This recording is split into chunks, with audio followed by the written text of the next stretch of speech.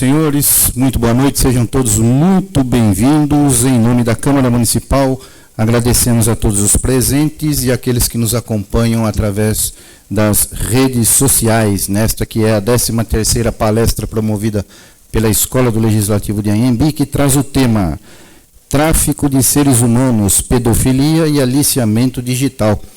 A palestra será ministrada pelo Dr. Hélio Bressan, delegado de Polícia Civil do Estado de São Paulo. Muito obrigado, doutor Hélio, pela presença.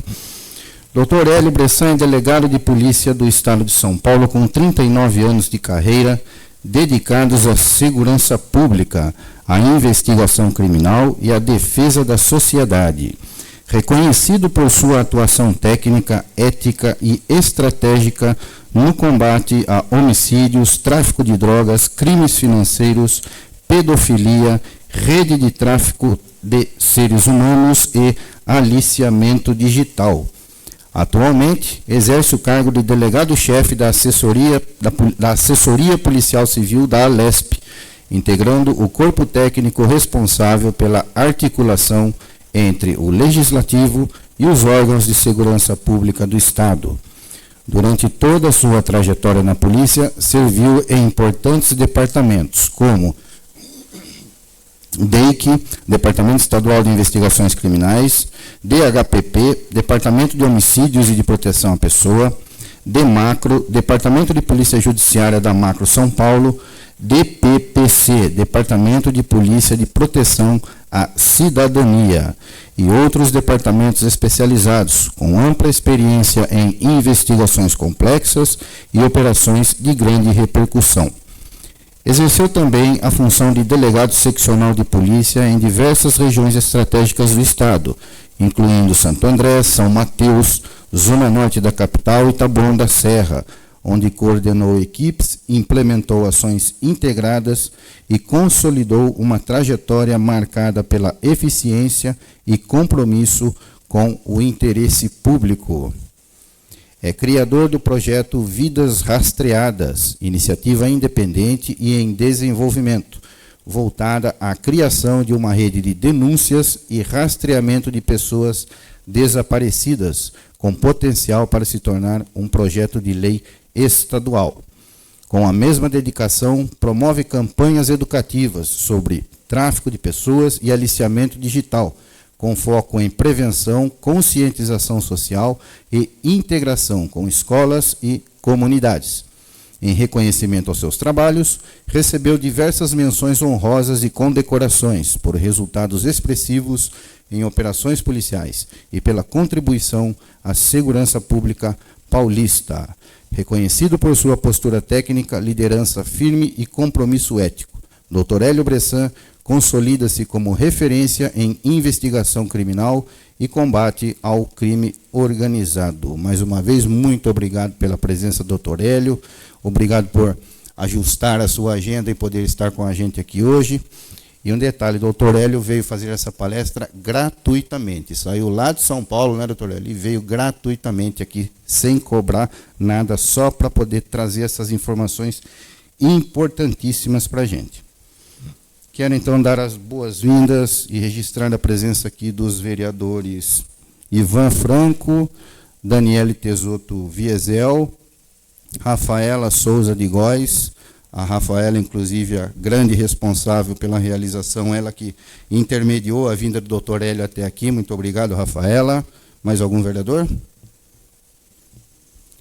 Igualmente, nos prestigia aqui no evento representantes das escolas Dalva Calinha Budi, Alaide de Paula, Maria Aparecida Carrara, Marilu Morato do Amaral. Mais alguma escola que eu não citei? Não. Também representantes do CRAS, do Departamento de Saúde, Departamento de Educação, conselheiras tutelares, muito obrigado pela presença. Agradecemos também os servidores da casa, que, como todas as vezes que a gente se propõe a realizar uma palestra, eles estão aqui para nos ajudar prontamente. Todos os demais presentes. Agradecer também ao Rodrigo Pomba, ele que foi o idealizador da Escola do Legislativo, ao Rogério Ângelo Winkler, o presidente da casa, que não pôde estar presente hoje, mas nos deixou aí os votos de que tenhamos uma boa palestra. Feitas as devidas apresentações e agradecimentos, convido então o Dr. Hélio Bressan para dar início à palestra de hoje, que traz o tema Tráfico de Seres Humanos, Pedofilia e Aliciamento Digital. Por favor, doutor.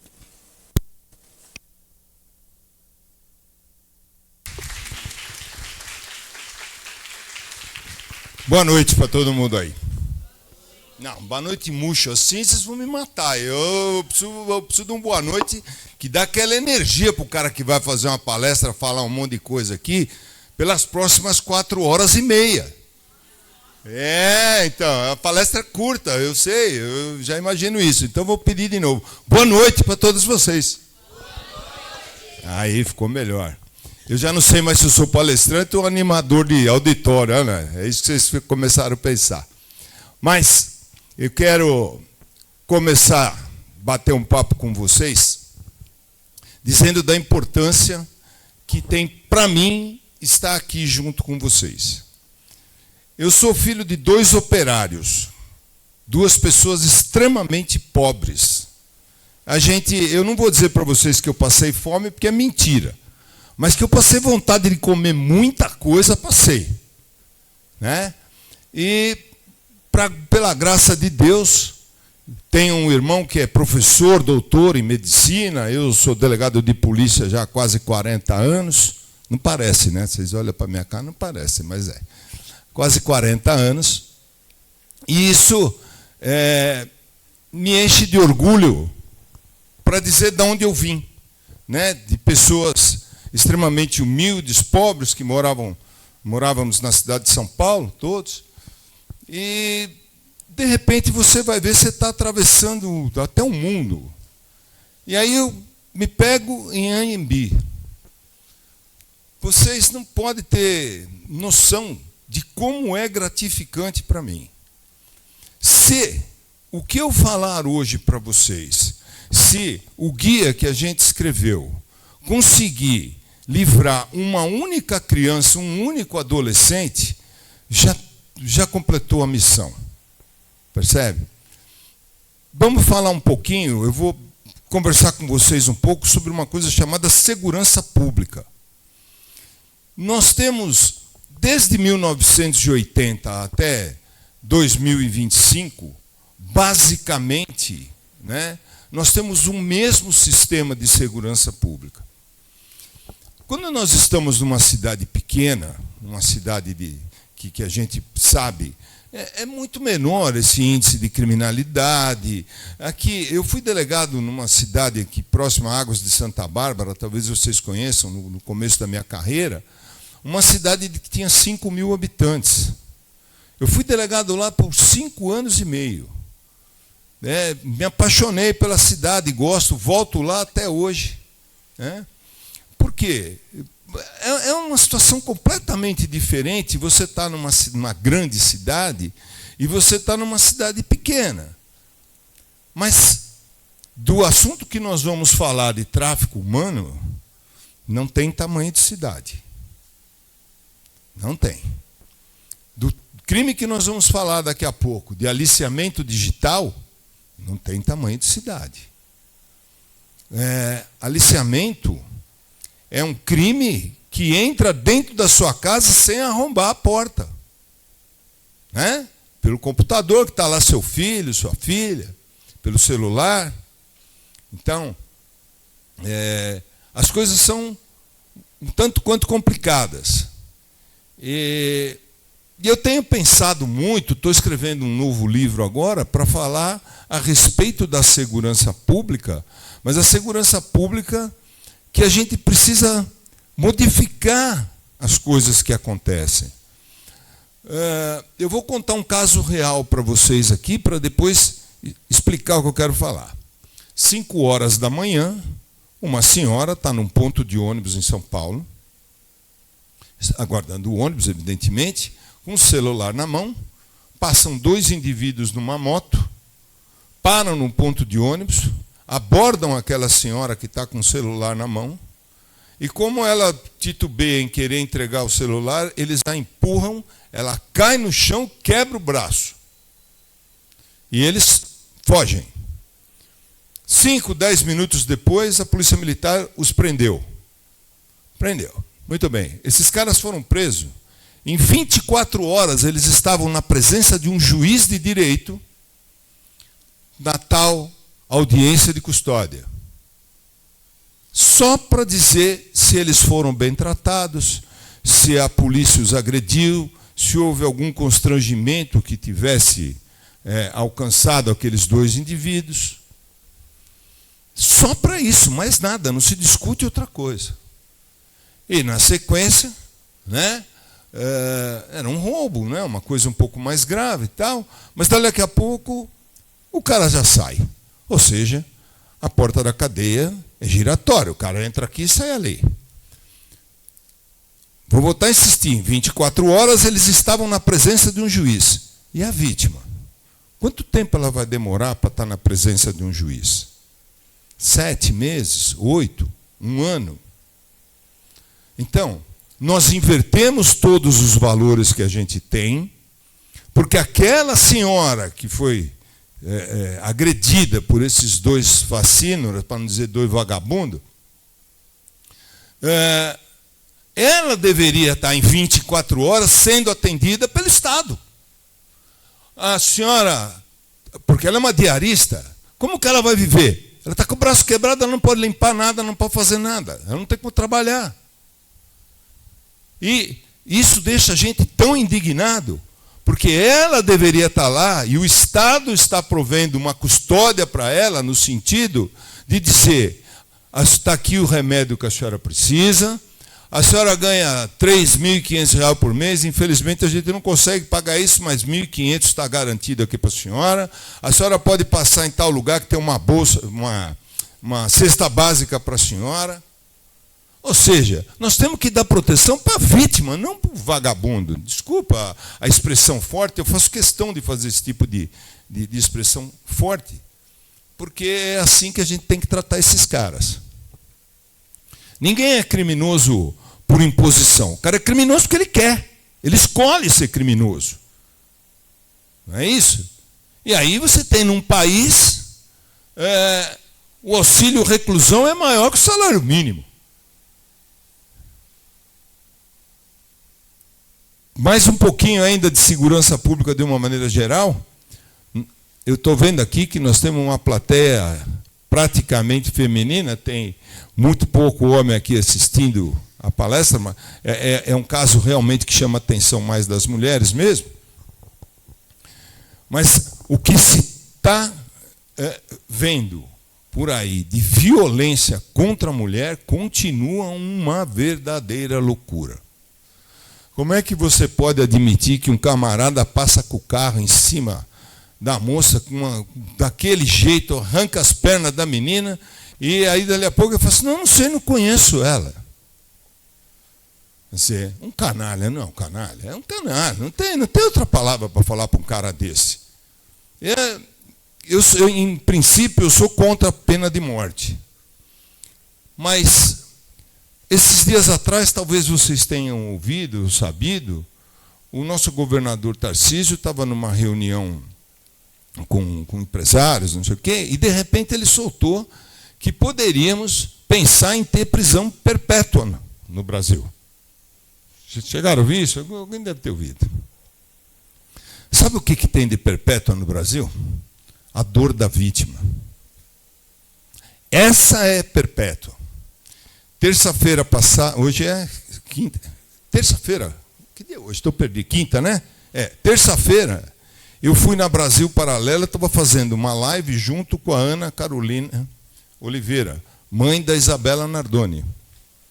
E eu tive a oportunidade, falei isso, falei, você me desculpa, mas eu vou ter que falar o que eu vou falar. A sua dor é eterna. Quem é que vai tirar a dor dela? Daquele outro canalha que matou a própria filha? Veja onde nós chegamos. Esse cara, o que seria justo? Cortar as duas pernas dele fora. Ué, não é isso? Aquela coitadinha vai ficar agora numa cadeira de roda, isso ela está tendo outro tipo de coisa. Quer dizer, nós estamos numa inversão de valores, gente. Né? Felizmente, Anhembi quero crer, não tenha tantos problemas assim sob o ponto de vista de segurança. Mas isso está no mundo. E vocês não ficam só o tempo inteiro aqui. Você sai. Você vai em São Paulo, você vai em Campinas, você vai em qualquer outra cidade grande, você vai para o litoral, você vai passear. Você não pode usar um brinco, você não pode usar uma correntinha, você não pode fazer nada, porque isso é terrível. Tá? Eu tinha que fazer esse esclarecimento, até talvez não é questão de desabafo, mas a gente trabalha, né? Vocês imaginem, eu trabalho num ambiente que não é dos mais maravilhosos. Apesar de tudo, apesar de todos os protocolos, de todas as faltas que a gente possa ter sob o ponto de vista de segurança, modéstia à parte, a segurança funciona por conta dos funcionários que trabalham na segurança pública do Estado de São Paulo. Vocês não têm noção. Ontem eu estava conversando com a diretora do Departamento de Homicídios, a doutora Ivalda, e ela estava me contando o seguinte. Eu falei, Ivalda, vocês precisam divulgar. Por quê? Porque a grande mídia fala assim, a polícia só esclarece 2%, 3%. Eu falei, eu não sei onde eles acham esses números. Realmente não sei. Ela falou, Hélio, esse mês nós esclarecemos mais de 50% dos homicídios dentro do mês. Às vezes você passa para outro mês, para 6 meses, sei lá, depende, mas você vai e vai tentar esclarecer para saber o que está acontecendo. Bom, feitas essas primeiras considerações, eu quero dizer para vocês, tráfico de seres humanos. Nós temos hoje no mundo cerca de 30 milhões de pessoas que foram sequestradas para efeito de tráfico de seres humanos. Esses números não são dos mais confiáveis, e eu vou explicar por quê. Porque quando uma pessoa desaparece, essa pessoa desaparece, você vai à delegacia de polícia e registra o quê? Um desaparecimento. Para vocês terem uma noção, em 2024, no Brasil, desapareceram 66 mil pessoas. O que dá uma média de 180 pessoas por dia. E aí você vai ter entre 15% e 20% de crianças. Para vocês terem dados estatísticos, uma criança desaparece a cada 40 minutos no Brasil. Vocês sabem o que é isso, gente? É uma verdadeira loucura. Loucura. Voltando aos 30 milhões, desses 30 milhões,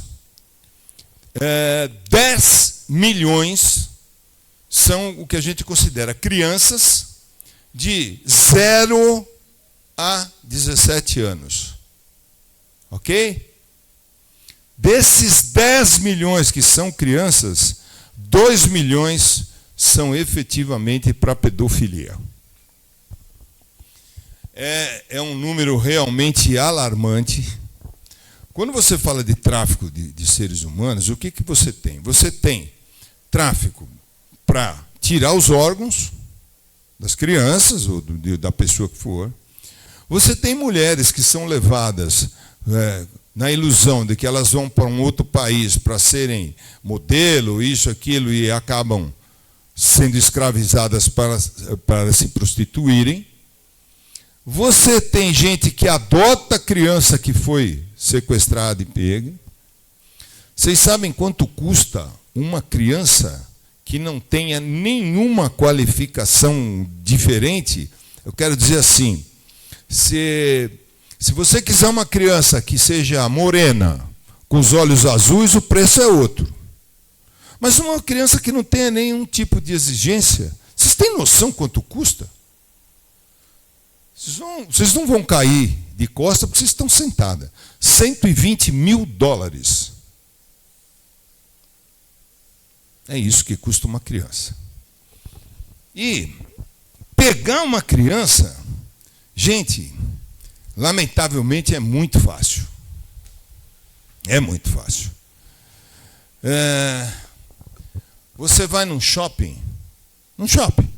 e leva uma criança com você. Certo? Enquanto você vai entrar dentro de uma loja que você vai olhar, a hora que você for olhar uma primeira roupa, a criança já desapareceu. Ela corre a loja inteira. Ela se enfia embaixo das araras, vai para lá, vem para cá. Eu estou mentindo ou é verdade isso? Não é assim que funciona? Porque é da criança, é natural dela. Se algum traficante tiver de olho naquela criança, vocês podem ter certeza que ele vai catar aquela criança e vai sumir com ela. É tão drástica essa situação. Ninguém faz isso por maldade. Mas aqui já fica o primeiro alerta para todos vocês. Vocês vão a um shopping, vão com uma criança, leva o maridão, certo? Que não serve para nada mesmo, vou levar meu marido lá, vamos lá comigo. Não é isso? E manda ele tomar conta das crianças enquanto você vai ver o que você quer comprar. Percebe? Quando o maridão fala, mas eu preciso comprar umas cuecas para mim também. Aí você fica olhando a criança. Não tire os olhos de uma criança. Em cerca de 20 minutos, olha o que eu estou falando para vocês. 20 minutos, eles cortam o cabelo da criança inteiro, raspam a cabeça e trocam a roupa da criança e desaparecem com ela. E mais, aqui também já vai outra advertência para vocês saberem que daqui a pouco... Eu não estou nem fazendo por ali, estou fazendo pela minha cabeça mesmo, porque eu acho que vai ficar mais fácil. A gente faz o quê com as nossas criancinhas, os nossos filhinhos? Vamos colocar a carinha deles na rede social. Olha que legal. Põe ele lá dançando, põe a menina fazendo tchau. Não é isso? É ou não é, gente? E aí, o que acontece? Eles pegam na rede social a carinha do seu neto, do seu filho, da sua filha. Se eles quiserem aquela criança, que é o seu neto, é o seu filho, é a sua filha, é a sua sobrinha, a hora que eles pegarem a carinha dela nas redes sociais, nos Instagram da vida, ou qualquer TikTok, seja lá o que for, o que eles vão fazer? Um passaporte falsificado com aquela carinha.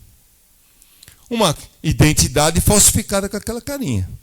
E quando eles cooptarem aquela criança, em muito pouco tempo, eles desaparecem, saem do país. Eu estou fazendo questão de falar isso, e às vezes até uso um tom um pouco mais drástico, porque, volto a insistir, é de suma importância a gente pensar no que vai fazer. Isso que eu estou falando para vocês terem uma noção, no meu Instagram eu publiquei, eu estava fazendo uma live com um juiz e um advogado, e eles me fizeram essa pergunta. O que o senhor acha, né, das fotos das crianças? Eu falei, em princípio eu digo, não publique. Porque quando você publica, você pega o uniforme da escola, você tira na frente do seu carro e aparece a placa, você tira na porta da sua casa e aparece a sua casa, você tira na porta da casa da sua mãe, você tira... Ou seja, o cara tem todo o caminho, todas as coisas que ele precisa para ir buscar aquela criança. Com a placa do seu carro, ele descobre onde você mora. Né? Com aquele emblema da escola que o seu filho está usando na camisetinha, sua filha está usando, eles vão lá buscar a criança. Não tenha dúvida. Essa publicação que eu estou falando para vocês deu mais de 2.700.000 visualizações. Vocês não imaginam o que eu recebi de mensagem de gente de tudo quanto é lugar falando disso. Falaram, não publique isso, não ponha. Agora, então, Elião, você está dizendo para nós que nós não podemos filmar nosso filho, nós não podemos fazer um vídeo, nós não podemos tirar uma foto? É claro que pode, é claro que deve, mas faça isso, não é, Marquinho? Entra aqui. Faça isso De que maneira? E guarde o vídeo para você ver. Tem gente, com todo o respeito do mundo, né, que faz o quê? O cara vai comer macarrão, uma porpeta, 2 tomates, um ovo, e ele publica a foto do que ele vai comer, né? Ninguém sabe para que aquilo? Conta para mim. Que interessa o que você está comendo? Percebe onde nós estamos indo parar? Bom, voltando para a história do tráfico, começa sempre com todos esses dados. Esses caras, eles são fissurados no quê? Nas redes sociais. Porque a rede social, como eu acabei de explicar para vocês, todas as informações que eles precisam estão lá. A rede social é um negócio legal? É claro que é um negócio legal. Mas ele sendo legal no sentido bacana, né? Oh, que legal, tenho uma rede social. É lógico que eu tenho rede social, está tudo certo, está tudo bem. Mas é preciso ter alguns cuidados. Eu vou dar uma outra dica aqui para vocês. Entra na rede social e escreve só assim, menino. Só menino. Não escreve mais nada, só menino, na lupinha lá para procurar. Quando aparecer, vai aparecer um monte de crianças, de meninos, óbvio, certo? Sem camiseta, de shortinho, peladinho, sei lá, do jeito que vocês acharem. Vai aparecer um monte de coisa. Mas o que interessa é, aleatoriamente, você fazer o quê? Clica numa daquelas imagens. E aí vai nos comentários. Quando você for nos comentários, você vai achar vários deles com símbolos de pedofilia. Ou seja, aonde estão os pedófilos? Onde estão as crianças? Então, é preciso que a gente tenha muito cuidado com aquilo que a gente publica. É preciso que a gente tenha muito cuidado, né, com a exposição das nossas crianças. É difícil, porque eu entendo que a gente quer, né, é uma coisa legal, você quer ver, né, outro dia apareceu situações aí, várias e várias situações que as pessoas falam, tem mãe que ela não tem dentro dela a maldade, mas você imagina que às vezes ela tem uma situação econômica e financeira muito ruim, ela desde criança era uma pessoa muito pobre, com muito problema, né? Via violência dentro da casa dela, via a mãe apanhar do pai, via o pai chegar bêbado, via um monte de coisa horrível dessa maneira. Ela tem uma filha. De repente ela tem a filha e já não está mais nem com o pai da filha. Isso acontece. Passando por uma situação econômica difícil. Aí ela pensa, poxa, se eu fizer minha filha dançar aqui, fazer uma dancinha, fazer não sei o quê, a minha filha vai crescer, minha filha vai ser uma influencer, minha filha vai ser uma artista. E ela acaba levando essa criança para uma situação, às vezes, extremamente difícil e involuntária. É lógico que ela não quer isso, né? Tem algumas, mas raríssimas, que até sabe que aquilo vai dar numa outra situação. Mas é difícil, né, você imaginar que a mãe quer arruinar a vida da filha. Ela acha que aquilo vai acabar a filha dela, porque existem algumas meninas que acabam estourando aí, né, nas redes sociais e ganham muito dinheiro, hein? Ganham dinheiro pra caramba. E estão lá, feliz da vida, opa, legal, agora é minha vez. Pô, minha filha também pode ganhar. Porque o que é que se faz? Olha, a rede social é muito mais falsidade do que verdade, gente. Vamos lá. Nós sabemos disso. Aí o cara para lá, posa, ele está sentado assim em cima de uma Ferrari e ele tem um Fusca 62. Não é isso? tem um maré turbo, aquela coisa maravilhosa. Então, tudo isso é preciso você pensar como é que você vai fazer para você não expor uma pessoa, né? Deixa eu ver se eu dou uma passada aqui para poder ajudar. Esse aqui onde é que é? Aqui do ladinho aqui? Esse aqui? Tá. Opa, olha lá. Olha eu lá. Proteger vidas é a minha missão. É isso aí, vamos embora. O tráfico humano, o aliciamento digital e a pedofilia não são ficções. Ó, isso é muito importante. Acontecem todos os dias em cidades pequenas, bairros tranquilos, no recesso de casas e famílias aparentemente normais. Isso é verdade, gente. Não pensa que os caras só vão buscar criança no Nordeste, no Norte, em qualquer outro lugar. Isso aí acontece na Colômbia, na Nicarágua, na Bolívia. Acontece aqui. Em todos os lugares.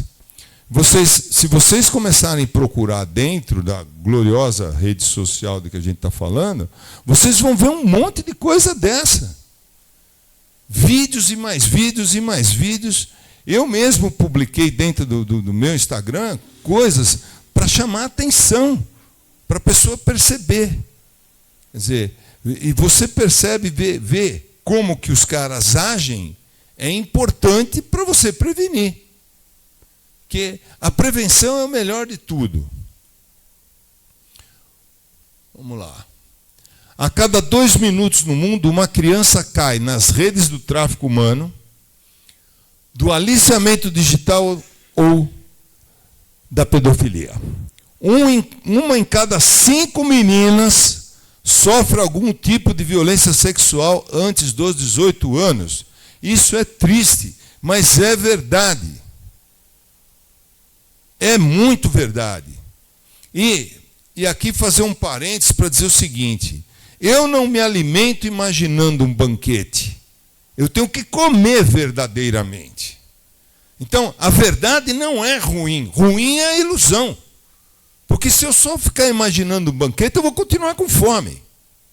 Então é preciso que você saiba qual é a verdade, qual é a realidade, para quê? Para que você a evite, na medida do possível, para não ser vítima. 1 em cada 13 meninos sofre violência sexual na infância. Outra verdade. Todos esses dados que estão aí, ou são do Ministério da Justiça e Segurança Pública, ou são do IPEA, ou são do Fórum Brasileiro de Segurança Pública. Eu não vou inventar. Eu vou passar algumas coisas aqui. Eu acho que o que importa um pouco é a história da pena. Deixa eu passar para o Grumman aqui. Espera aí. Conceitos fundamentais. Esses conceitos é uma coisa mais técnica, sob o ponto de vista jurídico, que eu acho que não interessa tanto. Mas essa é uma coisa interessante. Quando você vem falar de pedofilia, na verdade, é uma doença. Ok? Porque o camarada pode ter a atração sexual por criança. O que ele não pode é executar essa atração. O que ele precisa é se tratar. Tá certo? Então são duas coisas diferentes. Olha lá, termo clínico psiquiátrico, transtorno da preferência sexual. O desejo isolado não é crime, é o que eu acabei de falar para vocês. Olha a pena de 4 a 8 anos, quando você vai produzir, vai reproduzir, dirigir, fotografar. Eu trabalhei nos últimos anos na delegacia, eu era o delegado seccional de Taboão da Serra.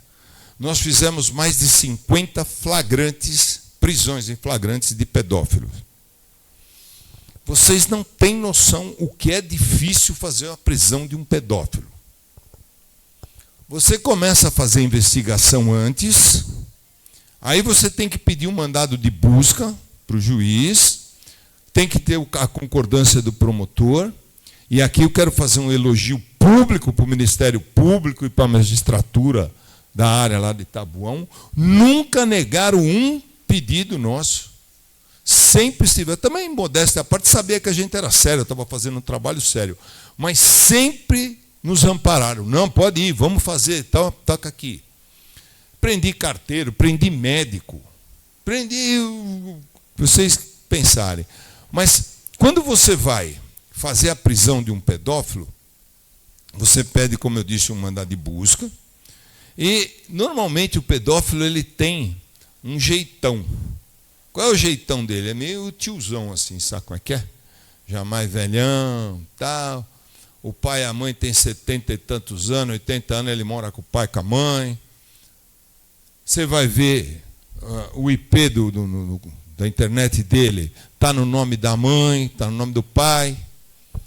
E quando você vai fazer o pedido de busca, você tem que fazer o pedido de busca na casa da mãe. Você põe o nome da mãe lá. Mas aquela senhora, coitada, não tem nada a ver com isso. Ela nem sabe que o filho faz aquilo.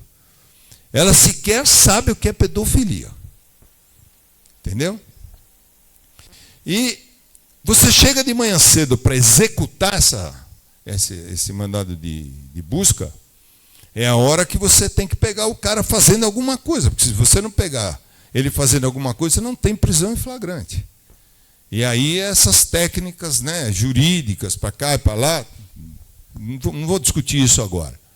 Mas fica uma dificuldade muito grande para você conseguir prender. Então, flagrante, fizemos 50. Durante a época eu estava lá. Agora, inquérito, devia ter uns 200 e cacetada. E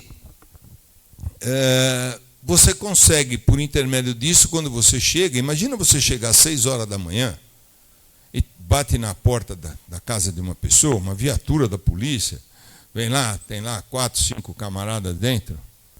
E quando você vai entrar, quando aquela senhora abre a porta para você, normalmente ela está como é que fala? De camisola, como é que fala aquele outro negócio por cima da camisola, né? E você tem que ter respeito com ela. E ao mesmo tempo eu tenho que entrar rápido dentro da casa dela, porque se o filho dela descobrir que a polícia chegou, ele puxa o fio do computador da parede e já era. Então você tem que ter um tato muito grande. Aí você conseguiu entrar e conseguiu pegar o cara. É outro problema que você tem. Por quê? Porque ele sabe que o que ele está fazendo está errado. Ele tem plena convicção daquilo. E a vizinhança dele, ninguém sabe que aquele cara é pedófilo. A família dele, ninguém sabe que ele é pedófilo. E aí você corre um risco, sabe do quê? Dele se matar na hora que você vai prender o cara. Aí o cara fala para você, eu quero ir no banheiro. Eu falo, vamos lá. Você tem que ir junto com ele.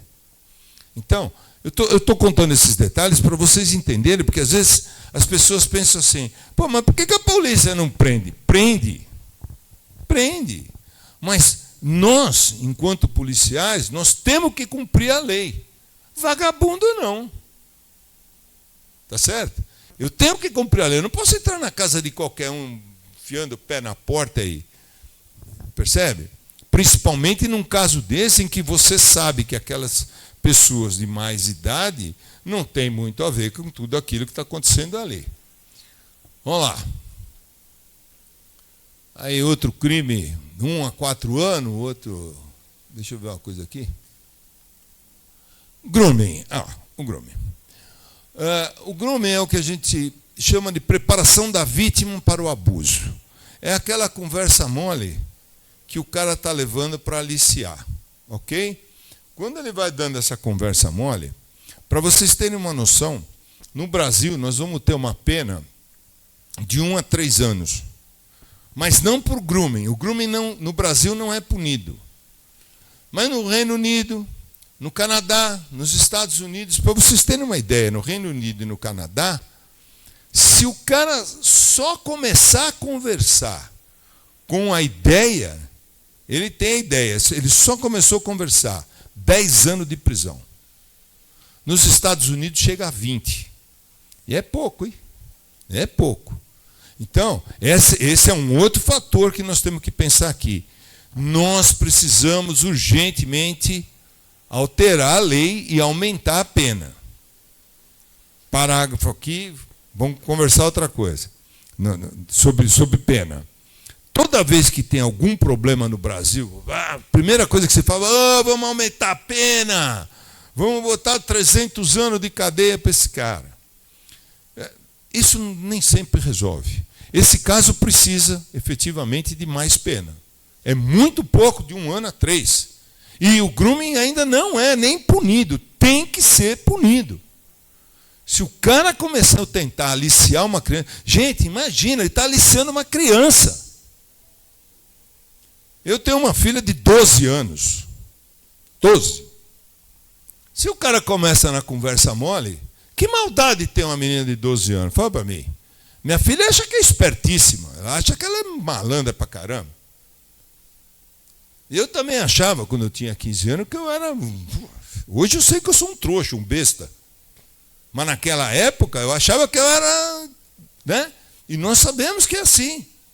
Agora, o cara que está aplicando o golpe, esse cara sabe, ele tem consciência. Porque eletronicamente ele faz a modificação da voz. Ele vai conversar primeiro como se ele fosse alguém que tem basicamente a mesma idade, ou um pouquinho mais de idade do que a vítima que ele escolheu. O pedófilo, vocês vão ver isso mais para frente, mas já vou falar já. Ele escolhe a vítima dele. Ele, o aliciador digital, ele vai escolher. Ele não pega qualquer pessoa. Ele vai pegar aquelas crianças que estão reclamando do pai, da mãe, na rede social, nos joguinhos. Aquelas crianças que são extremamente vulneráveis, né? Que têm problemas na família, não tem ou o pai ou não tem a mãe, que tem um problema de alcoolismo, às vezes na casa, um problema de droga. Ele sabe, ele escolhe, ele vai buscar aquela pessoa que tem aquela fragilidade. E vai começar todas essas etapas aqui, ó. Outra coisa que eu ia falar para vocês, espera aí, só para não ficar ninguém desesperado. Eu escrevi esse guia, ok? É Guia Digital de Prevenção e Enfrentamento ao Tráfico Humano, Aliciamento Digital e Pedofilia.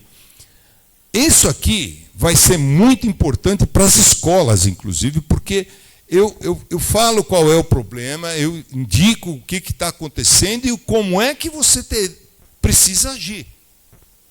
Tá? Então, tem o QR Code, é absolutamente de graça, não custa nada, ninguém vai...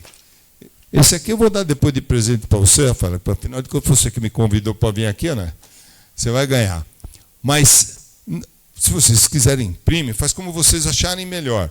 Mas vocês vão ter, eu passo o QR Code e você vai lá, você tem tudo isso daí, tudo que eu estou falando, mas muito mais. Muito mais. Bom, então vamos lá. Seleção da vítima, ó, eles escolhem. Construção de confiança. Esse é o grooming, né? Ele vai começando a construir a confiança. Ele começa a fazer elogio para aquela pessoa. Ele começa a dar presentes. Dali a pouco ele vai dar presente. Pode ser virtual, pode ser moedas em jogos. Aí ele vai tentando, ao longo da safadeza dele, afastar a vítima da convivência que ela tem, quer com a família, quer com os amigos. Ele vai isolando, tirando, para tirar e dessensibilizar, ou seja, tirar a sensibilidade que aquela pessoa tem. Porque ele vai começar a falar de coisas mais lá na frente.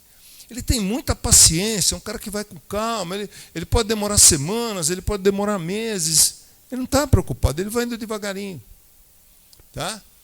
E até que ele consegue ter, e aí ele começa a fazer a manutenção daquela pessoa sob a ameaça de dizer para ela, falou, olha, se você não fizer o que eu estou falando, Eu vou aí, vou contar para o seu pai, para sua mãe, eu vou publicar nas redes sociais da tua escola, eu vou para cima de você. Mas eu vou dar um exemplo aqui para vocês de uma coisa que aconteceu. Uma menina começou a conversar com um cara. Esse cara tinha 37 anos, mas ele se passava por uma outra moça. Uma menina que teria a idade, praticamente a idade da menina lá. E foi ganhando a confiança. Eles vão ganhando a confiança de tal sorte que ele começa a conversar com aquela pessoa, e é o que eu falei, uma menina de 12, 13 anos não tem maldade. Então, dali a pouco ele começa, mas como é o nome da sua mãe? Minha mãe chama Maria. E o seu pai? Meu pai é José. Chutando aqui, tá certo? Mas seu pai trabalha onde? Tá bom, isso aqui. Isso é devagar, não é do jeito que eu estou fazendo aqui em 3 segundos. Ele vai conquistando e vai marcando e vai sabendo. Seu pai trabalha? Parou? Não, está funcionando aqui, não está? É que eu sou meio boca mole, às vezes abaixa a boca. Aí ele vai conquistando a pessoa e vai perguntando: e a sua mãe trabalha onde? Que hora sua mãe entra no serviço? Que hora sua mãe sai? Que hora seu pai entra? Que hora seu pai sai? Eles saem para comer pizza? Eles saem para passear? Ou seja, ele vai se assenhorando de tudo que é informação, gente. Para quê? Para que quando chegue no momento em que ele queira dar o bote em cima daquela menina, ele saiba das informações. Pois bem, então, esse cara se passando, foi levando a menina, foi induzindo ela, na conversa mole, conversa mole. Chegou um determinado momento, ele pegou, se passando pela menina, falou: olha, eu vou mandar para você um shampoo, um shampoo, um condicionador e uma máscara. Não me fala a memória, é isso. Que são excelentes, tal, assim, assado. Eu vou mandar entregar aí para você. Me dá o endereço da tua casa.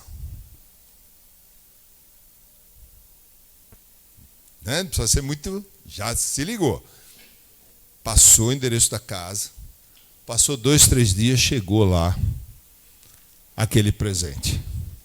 O presente chegou e ele sabe os horários em que aquela menina está vulnerável, que ela está sem a vigilância de pai e de mãe. E assim, falou: olha, faz o seguinte, vai lavar a cabeça agora que eu vou te ensinar como é que você usa isso aí. A menina vai para o banheiro, tira a roupa, fica pelada, ok? E vai fazer aquela história. Liga a câmera, porque eu estou falando com você e vou te mostrando como você vai fazendo. O que ele fez com o vídeo? Ele vendeu o vídeo da menina. Você vê, eu só estou mostrando para você entender que a criança não tem maldade. E ainda foi checado se aquela mercadoria, aquele shampoo, aquelas coisas, se realmente tinha sido comprado. Foi comprado, estava aqui assim assado. Bom, vou mais longe para dizer para vocês o que é que esses caras fazem também. Ele vai enganando, dizendo que ele é uma moça de 13, 14 anos, 15 anos, sei lá. E ele é um cara de 50. E quando chega no fim, porque normalmente o que eles querem um encontro com a pessoa, porque é um momento em que provavelmente eles vão entorpecer essa menina, enfiar ela dentro de um carro e tchau com ela vai desaparecer.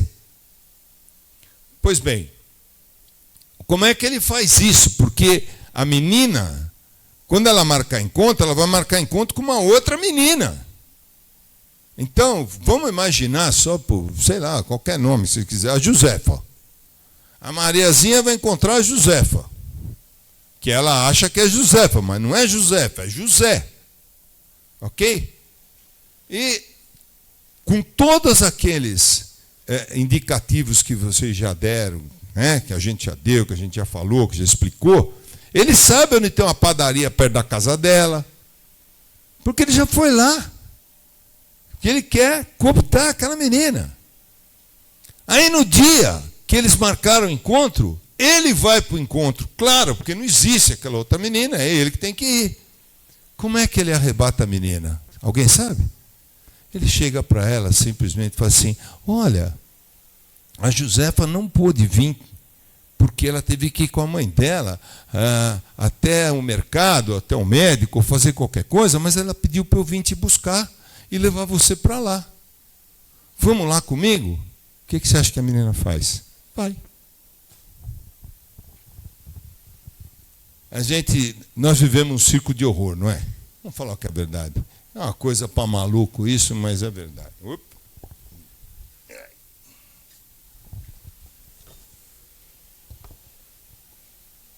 Vamos lá.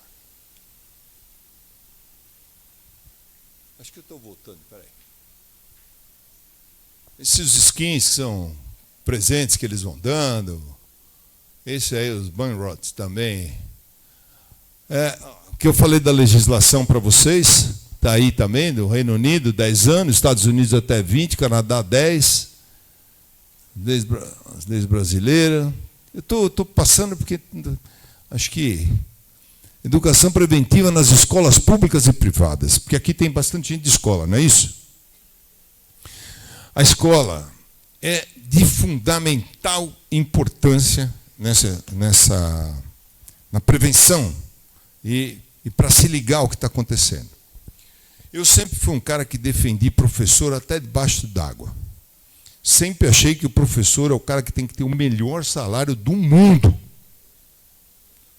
E também sempre achei que o professor ele está na escola para transmitir conhecimento e não para educar o filho dos outros.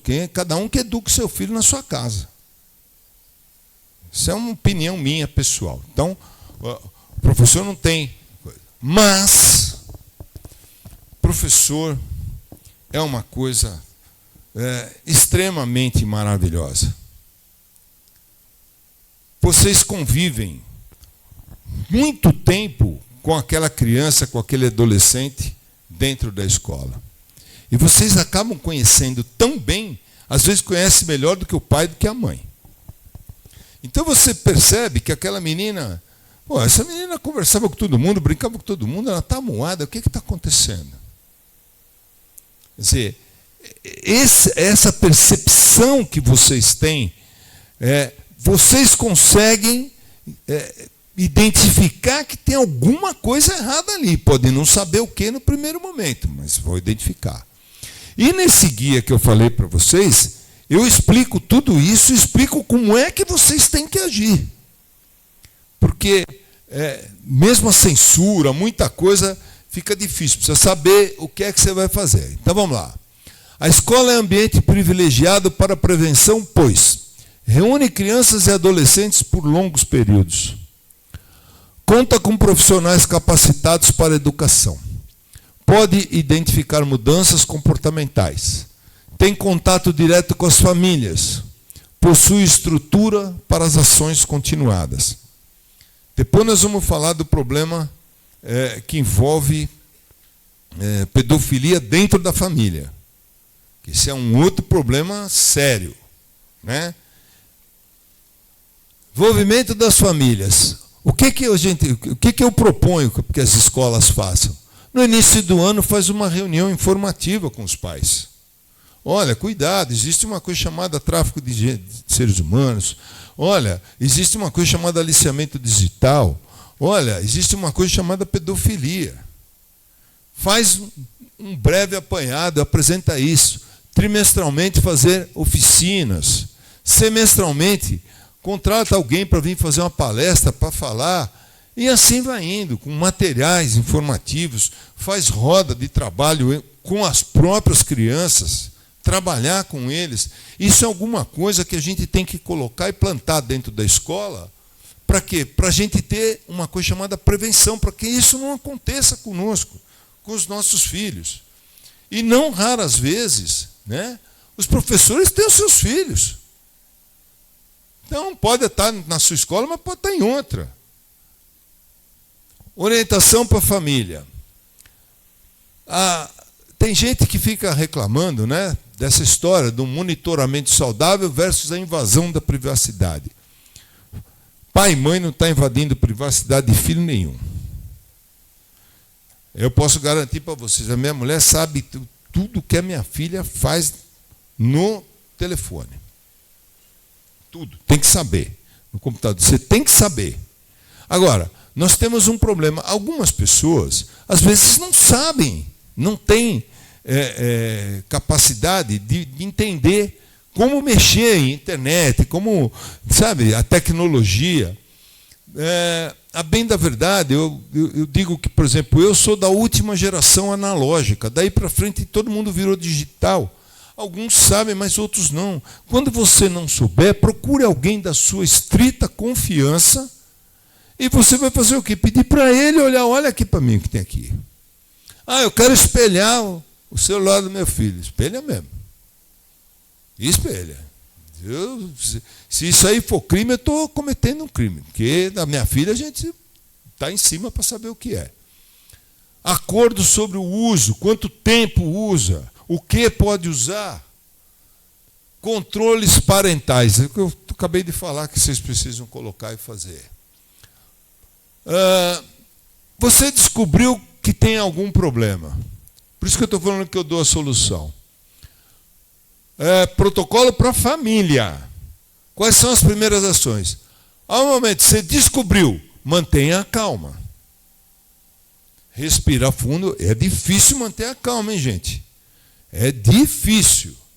Eu na igreja, tem uma pastora minha amiga, teve um problema que envolvia a filha dela, que já tinha 21 anos, e com uma outra pessoa de 30 e poucos.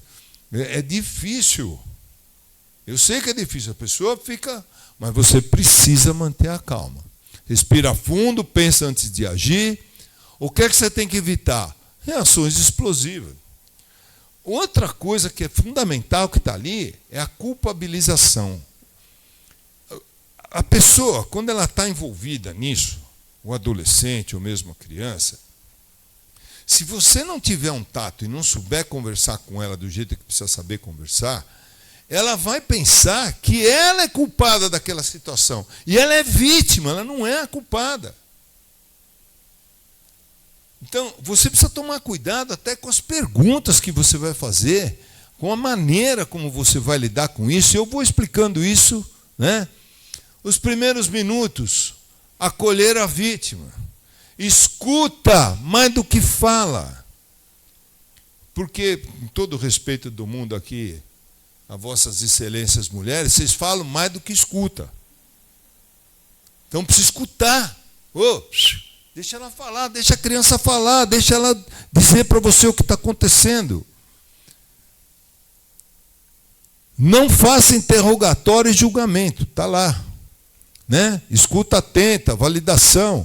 Na primeira hora, preservar as evidências.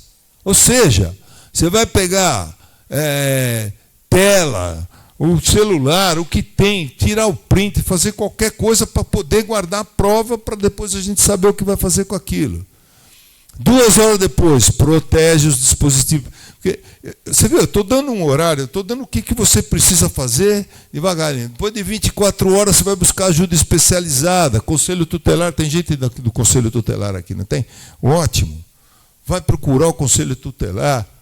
E assim sucessivamente, a Delegacia de Polícia.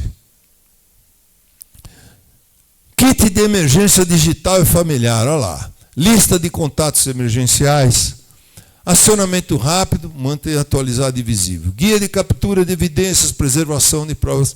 Eu não vou me estender nisso, porque senão eu vou deixar vocês com o saco cheio de ficar me ouvindo aqui, que eu vou ficar falando 3 horas nisso aí. Está tudo no código, vocês vão ver lá. Escola municipal, deixa isso para lá. Educar para prevenir é mais eficaz que remediar depois do trauma. Cada criança informada é uma vítima a menos nas estatísticas. Isso para lá. Aqui, ó. Como é que funciona a mente de um aliciador digital? Eu já falei muita coisa aqui, vou esticar mais um pouquinho aqui. Você precisa conhecer a mente dele, porque se você conhecer a mente dele, você sabe como ele vai agir. E se você souber como ele vai agir, você sabe como se prevenir daquilo. O perfil psicológico de um aliciador digital. Capacidade de adaptação. Olha lá. Ele muda de personalidade conforme a vítima. Porque eu falei para vocês, ele estuda a primeira vítima para saber o que ela precisa. Qual é o problema que ela tem. E é nisso que ele vai atacar. Paciência estratégica. Investe semanas, meses. Testa os limites. Vai indo devagarinho, com algumas violações para poder ir derrubando. Busca perfis vulneráveis, como eu falei, conhecimento psicológico ele tem, entende necessidades, ele entende o que aquela pessoa está precisando, aquela vítima. Manipulação, observação digital, estuda perfis, tudo isso daí, eu basicamente já acabei falando para vocês. Vamos lá. Fase de aproximação, identificação falsa, cria uma persona atraente para a vítima. Ele tem que ser atraente para aquela coisa. Ele tem que ter algum tipo de qualidade que ela vê nele uma coisa maravilhosa. E aí ele escolhe, você vê, ele escuta ativamente, mostra-se como o único que realmente entende aquela pessoa. Parece que ele é só ele, porque isso faz parte dele estar isolando a vítima do convívio com o pai. Olha lá, seus pais não te entendem como eu. Ai, que canalha, não é? Um ordinário para fazer um negócio desse. Vamos lá. Fase da construção do vínculo. Ninguém entenderia a nossa amizade especial. Ele quer criar um nós contra eles. Nessa história exatamente para dizer que ele é a pessoa maravilhosa. Aí, espelhamento. Ele fala que gosta das mesmas coisas que a vítima gosta, porque ele sabe os gostos da vítima que está jogado lá na rede social. Essa música, eu adoro essa música. Ele nem gosta, mas fala que adora. Esse filme maravilhoso, adorei, amei. Presentes que vai dar. Vai isolando. Esse ali também é muito importante, né? Segredos compartilhados. Cria uma sensação de intimidade exclusiva com a vítima. Olha, esse segredo é só nosso, hein? Nós não podemos contar isso para ninguém. Olha o grau que isso vai tomando, né? Olha lá. Deixa eu ver o que é essa frase. A manipulação só funciona quando não é reconhecida. Conhecer as táticas do predador é a primeira linha de defesa contra ele. É o que eu acabei de falar para vocês. Como reconhecer sinais de aliciamento em crianças e adolescentes? Eu já falei um pouco aqui, vou falar de novo.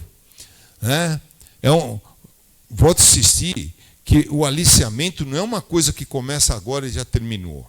Começa com uma amizade linda, maravilhosa, e pode terminar com uma tragédia. Então nós temos que tomar muito cuidado, porque isso é gradual, vai indo devagar. Ninguém vai chegar lá e achar que conquistou a vítima em 5 segundos. Não dá. Sinais de alerta. Sigilo excessivo com os dispositivos. Ou seja, ele esconde a tela, muda o aplicativo, quando alguém chega perto dele, ele já sai com aquele telefone de lado, ele muda de tela, ele vai saindo de perto. Notificação em horário estranho, quer dizer, começa a fazer notificação de madrugada, a criança passa a não dormir, por isso que quando ela chega na escola, ela está morrendo de sono. Aí você percebe, mas essa menina estava tão atenta aqui, vinha na aula, fazia, agora ela está dormindo, está com sono. É mais, ansiedade quando recebe uma notícia, passa a ter comportamento agressivo, mudanças bruscas no humor, evita locais ou situações que antes ela apreciava, tudo por fase de isolamento. Mudança escolar, queda no rendimento, falta injustificada, sonolência em sala, temas sexuais em trabalhos, que não tem nada a ver com nada, certo? Alterações sociais, isolamento de amigos e família, referência a novos amigos, segredos, fugas, e assim vai. Comportamento em casa. Estou passando isso aqui, porque senão vocês vão ficar doidos aqui. Vamos lá. Como a escola deve agir ao identificar sinais? Isso é importante. Observação sistemática. Ou seja, você tem que sistematizar o que você está olhando. Peraí, deixa eu prestar atenção. Registrar mesmo no papel, escrever. Quais são as mudanças de comportamento, que dia, que hora. No dia 12, às 4h10 da tarde, a Luciana estava dormindo na sala de aula. No dia 13, às 4h30, ela apareceu com os braços tudo machucado. Você tem que... A escola, se fizer isso, vai prestar um serviço extremamente relevante para quem for pegar o caso depois para poder identificar e saber o que está acontecendo. Olha lá, documentação cuidadosa, anotar datas, situações, falas, comunicação interna, informa a coordenação e a direção da escola. A escola precisa saber, a coordenadora precisa saber, a diretora precisa saber. Escuta ativa, criar oportunidades de diálogo com aquela pessoa, né? E depois você vai acabar acionando a rede, que é o Conselho Tutelar, CREA, as famílias, assim, vamos lá. Símbolos dos pedófilos. Vou passar alguns símbolos aí, vocês já viram isso aí? Conhece isso aí? Já viram? Fala, pessoal, não dorme não, pô, senão eu vou ficar chateado. Eu fui fazer palestra lá, os caras estão dormindo. Não? Então, o triângulo representa a opção de homens por meninos, é um dentro do outro, tá vendo? Coração representa homens e mulheres que gostam de meninas. Vocês vão achar isso aí naquilo que eu falei para vocês procurar nos comentários. Vocês vão ver isso aí. Uma mamadeirazinha pequenininha, um pintinho. Vocês vão ver isso aí. A borboleta representa a atração de homens e mulheres por ambos os sexos. Olha lá. Anéis, moedas, tudo esse tipo de coisa aí, você vai ver, é um símbolo. Eles vão mudando também, tá? Mas, vamos lá. A abordagem adequada. Como é que você aborda? É o que eu estava falando agora. Por isso que isso é importante para as escolas, é importante, até com todo o respeito ao Conselho Tutelar, a todo mundo, tem que prestar atenção nessa história. Como fazer? Escuta sem julgar. Então, dá o ouvidão para a criança, para o adolescente falar. Não faça perguntas invasivas. Né? Acolha com empatia. Não duvida da criança. Garanta a proteção. Não exponha. Não é para falar para ninguém que aquilo está acontecendo, a não ser para a diretora, para a coordenadora. Sabe? Isso não tem nem que pensar, né, gente? Fazer fofoca de uma situação dessa, pelo amor de Deus. Aciona a rede, não tenta resolver sozinho. Preserve o sigilo, não transforme em fofoca. Beleza? Vamos lá. Perfis mais vulneráveis. Pode entrar. Fica à vontade. Vamos lá. Embora qualquer pessoa possa ser vítima, existem fatores que aumentam a vulnerabilidade. Olha, o que aumenta a vulnerabilidade para a pessoa ser vítima? Guerra. Porque quando tem guerra, morre muito pai, muita mãe, e as crianças ficam sozinhas. Certo? Vocês já ouviram falar no Tim Ballard? Que é aquele filme, O Som o Som da Liberdade? Quem não assistiu, olha, eu acho que tem obrigação de assistir. Certo? E agora tem mais um documentário real, Guerra Oculta, está só no Brasil Paralelo. Fantástico. Eu tive a oportunidade, a felicidade e a honra de estar junto com o Tim Ballard na semana passada, que ele estava aqui no Brasil, na Brasil Paralelo. Estive junto com ele. E nós conversar, eles chamaram 16 pessoas para estarem lá. Como eu trabalho com isso aqui um tempo, eu tive a sorte deles me chamarem e eu fui lá. Uma pessoa, um ser humano, nota 10 milhões para ele. O que esse cara resgatou de criança, o que esse cara fez de bondade para todo mundo, merece ser ovacionado. E aí, você vê, Nós tivemos um caso agora da guerra onde? Na Ucrânia. Você vai na guerra da Ucrânia, quantas crianças ficaram órfãs? Né? E aí, chega um ardiçoado desse, de um pedófilo, faz o quê? Gosta numa criança daquela, vem, tio vai levar você, vai te salvar, vai te tirar dessas trevas, desse mar que você está aqui. Vai tirar e vai levar para o inferno pior do que aquele que a criança está passando. Então, esse é um problema. Pessoas que têm vulnerabilidade, pessoas que são moradores de rua. Quando há alguma catástrofe, né, dá lá um terremoto, cai tudo, morre gente, fica gente sozinha. Esses caras se aproveitam de cada uma dessas coisas. Lembrem-se que eu disse a vocês que uma criança custa $120 mil. Eles não têm escrúpulos, não estão pensando no ser humano, estão pensando no que eles vão enfiar de dinheiro no bolso. Olha lá, perfis de vulnerabilidade, baixa autoestima, mais suscetível a elogio, é por isso que tem a baixa estima, é mais fácil eles pegarem esse tipo de vítima, dificuldade de comunicação, neurodivergência, uma criança que tenha qualquer tipo de neurodivergência está é mais fácil dele conseguir dominar. LGBTQI+, né? Por quê? Porque alguém que está procurando uma aceitação da sociedade. E aí o cara vai lá e aproveita para cooptar. Pessoas que têm histórico de abuso anterior.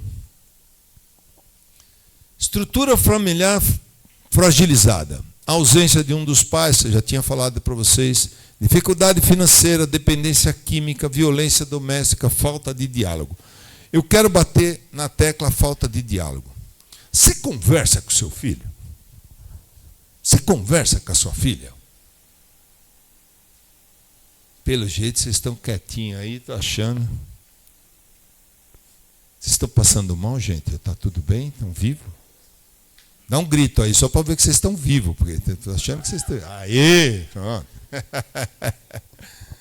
Gente, precisa conversar com o filho. Agora, você chega em casa cansado, saco cheio, trabalhou o dia inteiro, teu chefe te apurrinhou, a diretora da escola ficou te cobrando, o prefeito cobrou o conselho tutelar, cobrou não sei quem, quer dizer, todo mundo está cheio de problema. E aí você acaba que você não conversa com seu filho. Conversar com seu filho não é impor nada para ele. É perguntar, e aí, tudo bem? O que você fez hoje? Pai, isso aqui eu fui na quitanda, dei 3 piruletas para trás, caí de bunda no chão. Você tem que deixar a criança falar. Você tem que deixar, além da criança, o adolescente, que a gente trata como aborrecente, não é isso? Mas eu vou dizer para vocês, o que evita, né, não é você ter um bom filtro no seu computador, tremendo firewall lá, não é nada disso. O que evita é você ter a confiança do seu filho, da sua filha, que fala com você aquilo que naturalmente ela pensaria, não devo falar isso para minha mãe, não devo falar isso para meu pai. Nós precisamos conversar com eles. Toda vez que você conversar, você vai evitar esses problemas que a gente estava vendo até agora aqui. Vai por mim que você vai evitar. Deixa eu ver se eu fui para frente ou para trás. Olha lá, situação de rua, evasão escolar, envolvimento com grupo de risco, vulnerabilidade emocional psicológica, isso aí nós já falamos de alguma maneira. Vamos mais para frente. Na escola acaba tendo esse baixo rendimento escolar, né? Isso aí todo mundo também já se ligou. Estratégia de proteção específica para crianças, presentes inexplicáveis. Ninguém pode chegar em casa com um presente que não sabe de onde veio. E mesmo presentes que são dados dentro dos joguinhos, nas redes sociais, que é isso? Não tem. O pai e a mãe têm que saber de tudo, tem que estar lá em cima. né? Vamos lá. Namorado mais velho. Se a minha filha aparecer com um namorado mais velho, ele vai apanhar. Ele vai apanhar. Ela vai ficar de castigo, mas ele vai apanhar. Né? Brincadeira, claro que eu não vou bater nele, vou matar. Mas tudo bem. Gente, eu estou brincando, vocês sabem que eu estou brincando. Eu estou fazendo isso para vocês darem um pouco de risada, que vocês estão tudo tenso assim. O tema realmente é um tema, como é que fala? Que deixa a gente tenso. Vocês não têm ideia. Eu, dentro de um inquérito policial, as cenas que você vê, aquilo fica tudo guardado em sigilo, porque o juiz também não quer expor aquilo, mas a gente vê, dá nojo, dá asco. Você vê uma menininha desse tamanho em cima do colo daquele vagabundo. Se você não tiver equilíbrio emocional, você quer matar o cara. Agora, você tem que ser profissional. Vocês já imaginaram se toda vez que o coveiro for enterrar alguém, ele começar a chorar? Não tem mais enterro, gente. Então você tem que ser profissional. Nós, da polícia, temos que ser profissional. Você tem vontade de matar o cara mesmo. Eu não estou falando isso de brincadeira. Porque dá tanto nojo. E você pegar uma criança. Gente, tem criança abusada que eu sei que vocês não vão acreditar, mas de dias de nascido. Dias, não tem um mês. Você não consegue entender como é que aquele cara tem esse tipo de... No meu próprio Instagram, vocês vão encontrar um ordinário que ele fala, eu gosto de menino de 14 anos. Eu boto aquilo que é para o cara ver. Você vai lá e vê, para você entender o que eu estou falando. Aí ele fala assim, mas só, não, até com 4 ainda eu quero. Você imagina pegar um menino de 4 anos e fazer uma maldade com ele. É lógico que a gente vai ficar doido, vai ficar, né? O tema é bastante pesado. Mas eu não quero, olha, não sei se eu posso falar isso, eu não quero que você saia daqui com uma sensação, nossa, como o mundo é ruim, que está pesado, não. Eu quero que você saia daqui com a sensação de que Deus existe, que você tem Deus no teu coração, e de que as coisas são como elas são, e de que nós temos que encará-las de frente para a realidade, e tomar as atitudes que a gente tiver que tomar. Né? Mas é difícil? É lógico que é difícil. Se fosse fácil, qualquer um fazia. Táticas usadas pelos aliciadores nas redes sociais, olha lá. Eles dão esses presentes, né? Moeda, ajuda para passar de fase.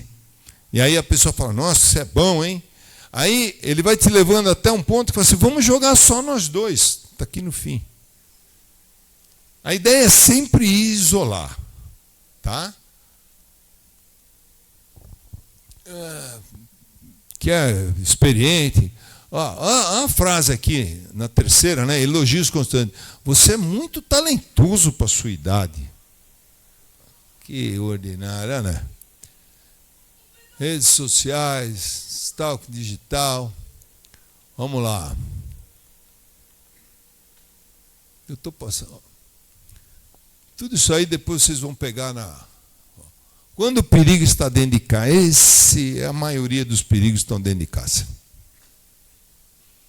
A maioria está dentro de casa.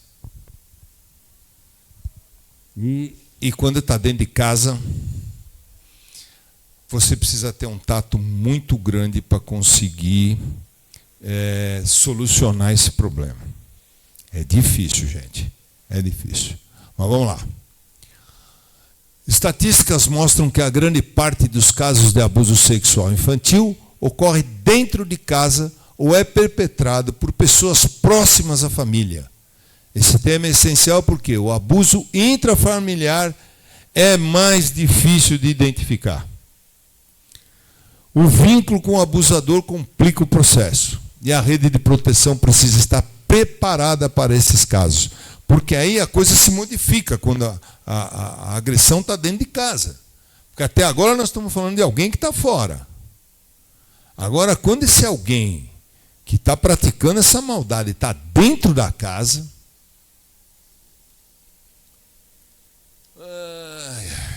Vamos lá. Dupla personalidade. Qual é o perfil dos agressores intrafamiliares? Ele tem realmente uma dupla personalidade.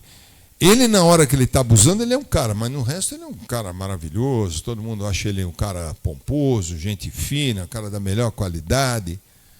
E para você descobrir isso não é tão simples, né? Você vai acabar tendo discrepância entre relatos públicos e privados, né? Imagem pública exemplar versus comportamento privado abusivo. Controle excessivo, isolamento da vítima, monitoramento constante. Não é... Já peguei casos assim na delegacia. O que o cara faz? Isso normalmente acontece, a maioria das vezes em que eu peguei os casos que aconteceram, você pegava a mãe, casou de novo com um cara, com um outro cara, e já tem uma filha, ou seja, ele é padrasto da menina. Ele é dotado de um ciúme daquela menina que não é filha dele, que é descomunal. É para desconfiar disso. É para desconfiar. Ele isola, ele não deixa a menina namorar, ele faz o que pode para fazer a mãe sair e ele ficar em casa com a menina. Olho vivo, faro fino. Se vocês encontrar um cara desse tipo, precisa ter estômago, tá certo?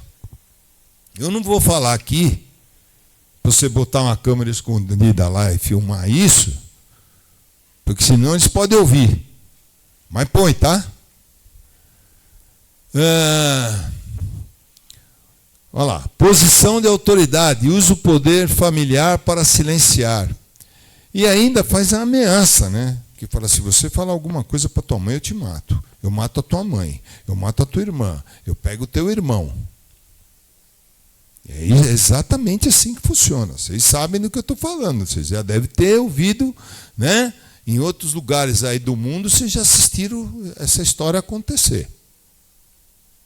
Sinal, comportamento da criança. Medo de ficar sozinho com um determinado familiar. Mãe, me leva, leva a mãe. Se ela pedir para levar, leva ela embora, não deixa ela lá. Mas o que acontece? Ao longo da minha vida profissional, como delegado de polícia, vocês terem uma noção, em 2003, não existia a Lei Maria da Penha. Dentro da delegacia, eu era titular da delegacia do município de Barueri. Eu criei dentro da delegacia uma coisa chamada Casa de Amparo à Vítima. O que acontecia naquela época? O cara dava uns tapas na orelha da mulher, ou agredia, fazia alguma coisa, ela conseguia chegar na delegacia, porque o APM trazia, ou a guarda trazia, mas quando ela chega de noite, só tem uma equipe de plantão lá trabalhando, não tem mais nada. Eu não tenho como prestar assistência para ela, levar ela de volta na casa dela, para ela, porque a equipe está lá e tem que atender outras ocorrências. Então o que eu fazia? Falei, você fica acolhida aqui dentro da delegacia. Montamos um lugar, tinha cama para dormir, tinha um beliche, tinha mesa, tinha fogão, tinha geladeira, tinha uma bolachinha para as crianças, tinha um leitinho, toalha para tomar banho. Porque o que acontece? Ela vem, ela está sangrando. E a criança, o filho, não pode ficar vendo a mãe daquele jeito. Então, para vocês terem uma ideia do que a gente já fazia lá atrás para poder prevenir esse tipo de coisa. Então, voltando para a nossa história aqui, quando uma criança, né, ela assiste esse tipo de coisa, é muito terrível. E é o que eu falei no começo, lá atrás, da história da Perpétua. Como é que você tira esse trauma da cabeça dessa criança? Tomara a Deus, eu peço encarecidamente a Deus, que nenhuma de vocês que estejam aqui tenha passado por esse tipo de problema. Mas, infelizmente, esse tipo de problema é muito mais comum do que aquilo que a gente imagina. E hoje, é um primo louco, é um vizinho que não sei o quê. Sabe como é que é? Então, quando uma criança está te pedindo socorro, você precisa aprender a identificar isso nela. E sabe como é que você identifica? Do jeito que eu acabei de falar agora há pouco, conversando com ela. Porque é difícil ela falar, ela confessar. Ela tem medo. Ela está pressionada por aquele canalha que está fazendo isso com ela. Ele, um menino, está pressionado por aquele canalha. Eu vou matar sua mãe, eu vou matar seu pai, eu vou matar não sei o quê. Você precisa ouvir. Então você precisa tirar a criança daquele ambiente, prestar atenção. E prestar atenção, vocês mulheres são fantásticas. Não tem nada melhor do que mulher para prestar atenção. Tá certo? Se daqui 15 dias perguntar qual era a cor do sapato, da minha camisa, da minha gravata, vocês sabem falar. Não é isso? Por quê? Porque vocês prestam atenção. Nós não sabemos, nem eu sei a roupa que eu pus, como é que eu vou falar? Então, por favor, porque isso é um caso de humanidade. Intervenção segura. Registrar os sinais, comportamentos e fala. Está vendo? Registra. Pô, nesse dia, o Júnior falou para mim tal coisa, tantas horas. Vai registrando, vai marcando.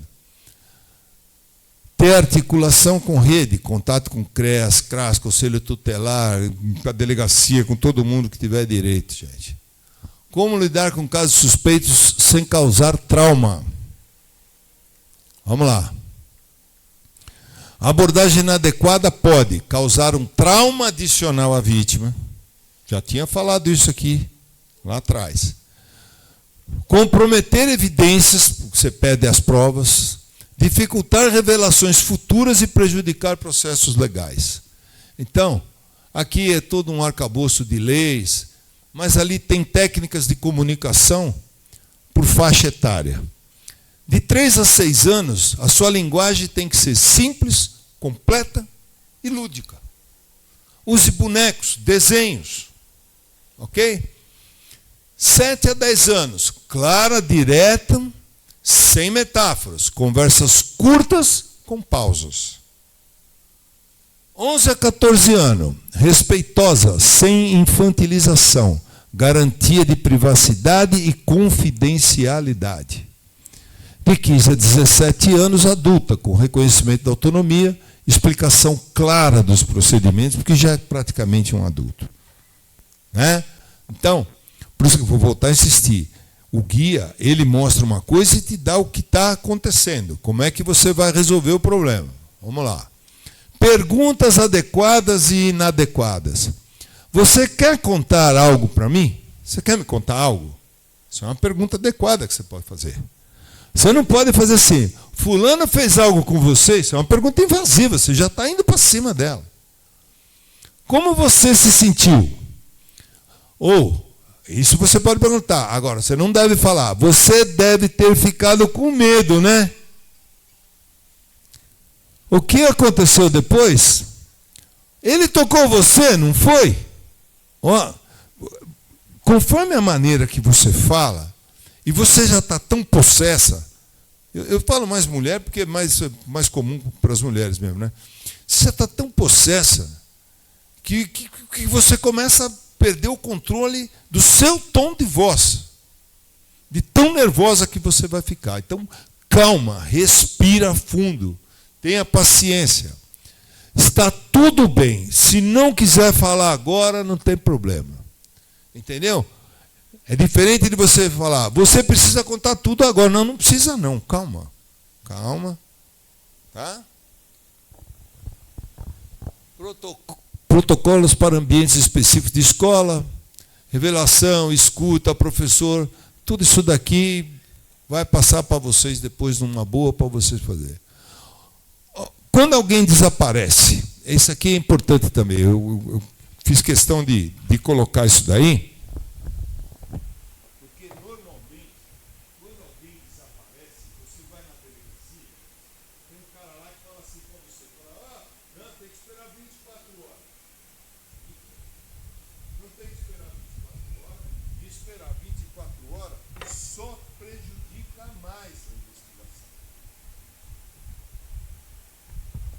vou mostrar para vocês daqui a pouco, já, como é que, hora a hora, tempo a tempo, aquilo vai acontecendo e de que maneira você vai fazendo para isso ficar melhor. Quer ver?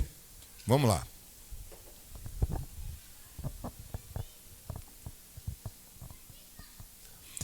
Olha a justificativa. As primeiras horas após o desaparecimento são cruciais. Por quê?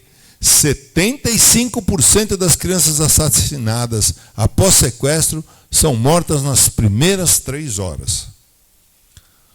A qualidade das informações iniciais impacta diretamente o sucesso da busca. E assim vai, eu vou explicando melhor aqui para frente. Vamos lá. Ação. Busca imediata. Quem que vai sair? A família, os responsáveis. Verificar todos os cômodos, inclusive aqueles que não são comuns. Vai verificar.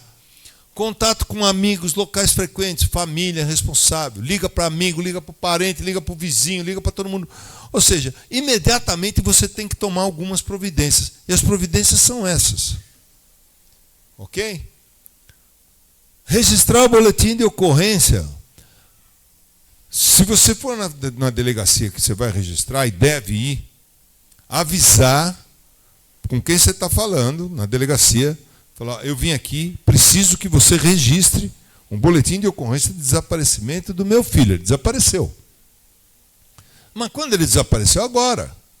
Faz 40 minutos. Ah, não, vamos esperar 24 horas. Não vamos esperar nada. Ao contrário, eu quero que você vá lá no local para saber o que está acontecendo. Porque indo no local com essa rapidez, sabe o que acontece? Você acha uma placa de um carro, que ainda está na imagem. Você acha uma testemunha que viu a criança subindo em algum lugar, indo aqui, fazendo lá. Ó, subiu essa rua, foi para lá. Percebe? Às vezes, os caras levam, escondem relativamente próximo para esperar esfriar, para depois poder ir embora. Então, não tem que ficar esperando 24 horas nada. Tem que registrar e, de preferência, já sair para ir fazer a investigação.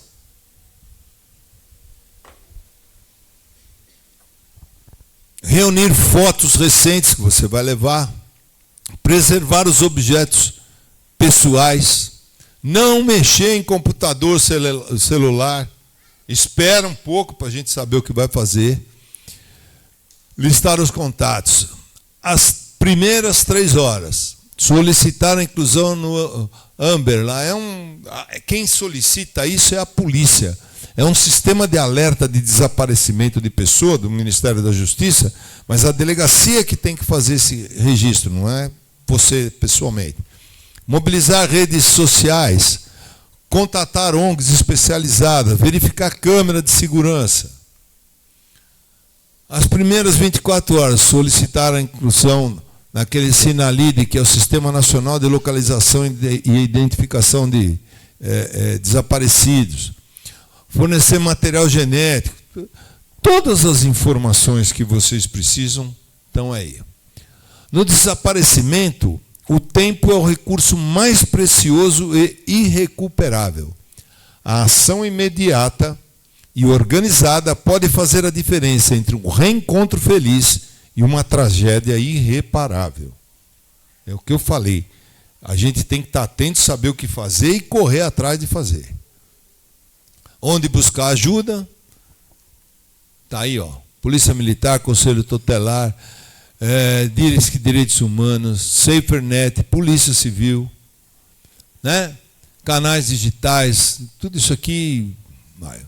O papel da advocacia, esquece, não vou falar disso que não tem necessidade agora. Estamos chegando ao fim, hein? Aquelas 4 horas e pouco que eu falei já passou. Vamos lá. A tecnologia evolui rapidamente e os predadores acompanham essa evolução. Então, você tem que se manter atualizado. Você tem que saber o que está acontecendo no mundo novo, sob forma digital, para você não ser surpreendido, porque os caras sabem disso rapidinho, em 2 minutos eles já estão mudando. Combine soluções tecnológicas com educação continuada. Priorize a comunicação aberta sobre riscos emergentes. Na era digital, a melhor proteção não é um firewall, como eu falei agora há pouco, mas uma mente educada para reconhecer riscos e um canal de comunicação sempre aberto entre crianças e seus protetores.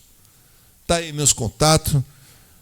Quem quiser fazer alguma pergunta, fique à vontade. Só não aceito ninguém chorando, tá certo? Porque senão fica chato para mim, né? Fala, pô, fui lá, vi esse cara falar e saí, acabou a conversa dele, eu chorei. É triste. Alguém quer fazer alguma pergunta aí que eu possa, se eu souber?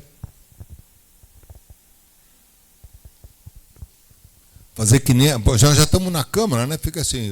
Alguém tem alguma coisa em contra? Não, está aprovado. Pronto, já foi. 2 minutos, está aprovado as coisas aqui.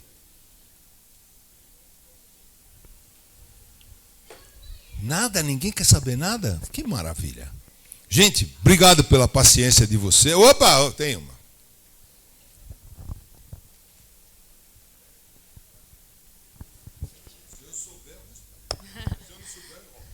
Boa noite a todos. Eu só queria saber que o senhor mencionou no início da palestra a respeito dos emojis que hoje nós temos nas redes sociais, que são utilizados para a gente identificar os emojis utilizados. Não só aquelas figuras. Sei que você falou lá, acho que do pintinho. O pintinho, tinha outras que podem ser usados. Isso, se você puder. Sim, né, mas esses específicos que são utilizados assim nas redes sociais, tem desses também? Como se fossem os emojis utilizados nas... Nos comentários, porque um passa para o outro. Então, o que acontece? Quando um pedófilo vê aquele símbolo, ele entra para ver aquele menino. Ok? É o que eu mostrei, aquele triângulo, aquele coraçãozinho, uma mamadeirinha, né? Não, eu não coloquei todos aqui, até porque toda vez que você falar qualquer coisa sobre o ponto de pedofilia e você for consultar na rede social, na Google da vida, qualquer coisa assim, os caras rechaçam, eles não deixam porque eles estão pensando que você é o pedófilo. Então, para fazer esse tipo de pesquisa, precisa ter uma outra técnica, tem uma outra situação que, a bem da verdade, eu nem posso explicar essas coisas aqui. Só para vocês entenderem, quando nós começamos a trabalhar com isso, nós tínhamos um convênio internacional. Eu não vou dizer como aqui, porque não posso, mas o FBI fornecia coisas para a gente. Percebe? É um negócio sério, gente. Isso acontece no mundo inteiro mesmo, não é brincadeira, não. E pode acontecer aqui. Então, olho vive, faro fino. É isso que a gente está... Eu estou pedindo para vocês, para que vocês tenham atenção. Né? A ideia da palestra, eu tenho certeza que a Rafaela teve essa ideia, não é deixar todo mundo apavorado. Não é nada disso, gente. É o contrário. Bom, agora você está absolutamente defendido, né? Quando você tem ciência do que está acontecendo e o que você pode fazer. Se você não pode fazer nada, se você não sabe nem o que está acontecendo, eu quero fazer uma pergunta, responda com sinceridade. Quem aqui já tinha ouvido falar em tráfico de seres humanos? Você vê? Pedofilia. Aliciamento digital. Hélio Bressan. Ninguém está vendo? Gente, é isso. Quer dizer, você precisa se informar, você precisa saber. Né? Oi?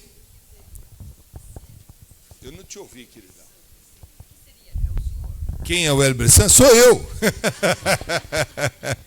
É uma brincadeira, isso é uma brincadeira, só para relaxar, né? Que senão fica todo mundo com aquela cara assim.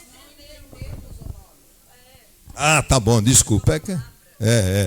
Mas eu estou falando isso para vocês para dizer o seguinte: o Hélio Bressan era só brincadeira, não tinha nada a ver, né? Então, alguém aqui já viu falar em Silvio Santos, por exemplo? Ah, então, tá vendo? Ele morreu, e o Hélio Bressan está vivo e vocês não sabiam. Mas eu quero dizer para vocês isso. Então, não se sintam, né? Isso é só para você estar alerta, para você estar ligada no que está acontecendo. Falar, eu sei como é que é isso aqui, né? Um dia, não sei quando, você enfiou o dedo na tomada e tomou um choque. Não foi? Todo mundo aqui tomou choque já. Não é possível que o cara não tomou. Você enfia o dedo na tomada hoje? Não, por quê? Porque dá choque. Então você conhece. E é o que eu estou falando para vocês agora. Agora você passou a conhecer uma série de coisas, de como é que você deve tratar determinadas situações. É claro, se eu for falar, o guia tem 100 e tantas páginas. Se eu for falar tudo o que está escrito aqui, amanhã de manhã nós estamos aqui, vocês estão todos dormindo, babando aí nas cadeiras. Não dá. Mas, pelo menos, a noção básica do que tem que acontecer, do que precisa ser feito, de quais são os cuidados, né? Eu tenho certeza que vocês vão sair daqui hoje, amanhã vocês vão conversar com a criançada. Pode esperar. Deixa eu bater um papo com esse meu filho aí. E aí, meu, como é que é? Como é que estão as coisas aí? Tudo tranquilo? Sim. Por quê? Porque alguém te chamou a atenção, de repente você pensou, não tem nada de mal nisso, é bom que faça mesmo, tomara que faça hoje ainda, não precisa nem esperar amanhã, já faz hoje, chama lá, vem cá, o que está fazendo no quarto aí? Moleque se tranca no quarto, fica o tempo inteiro com o celular lá, o que você acha que ele está fazendo?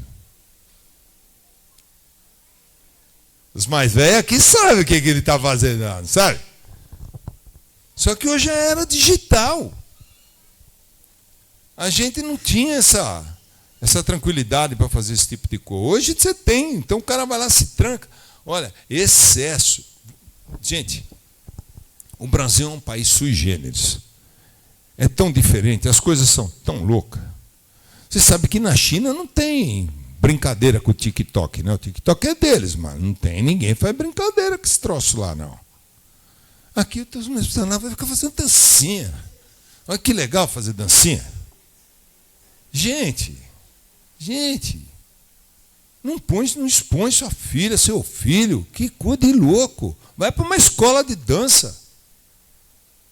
Quer dizer, o que eu falei, o cara bota lá e fala, olha que legal, estou comendo macarrão, um ovo, um bife. Pô, meu,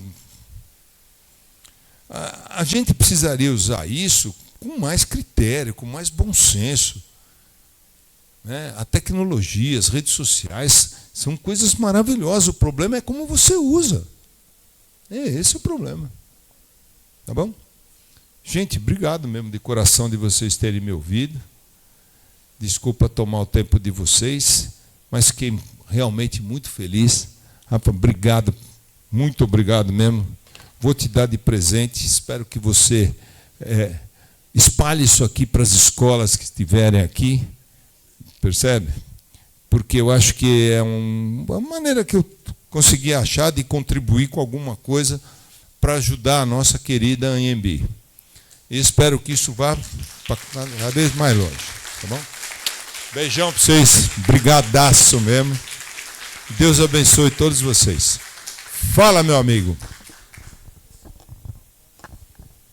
Como é que é? Quer tirar uma foto? Eu adoro tirar foto com mulher. Minha mulher que não gosta muito disso, mas eu adoro. Se quiser, vamos embora. Eu estou à disposição aqui.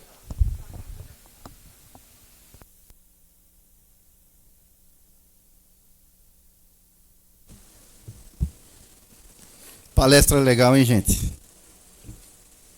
A palestra só é boa justamente quando acontece isso, né? A gente fica atento até o final e não se importa se tivesse mais alguns minutos ainda, né, doutor?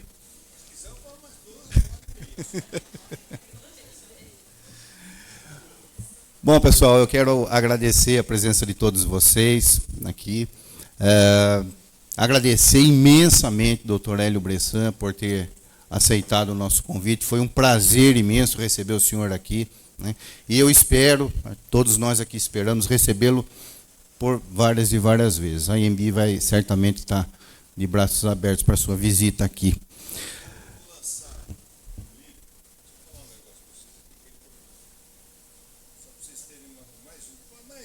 Minuto, ninguém vai morrer também. Ó, eu vou lançar um livro falando da segurança que eu falei para vocês.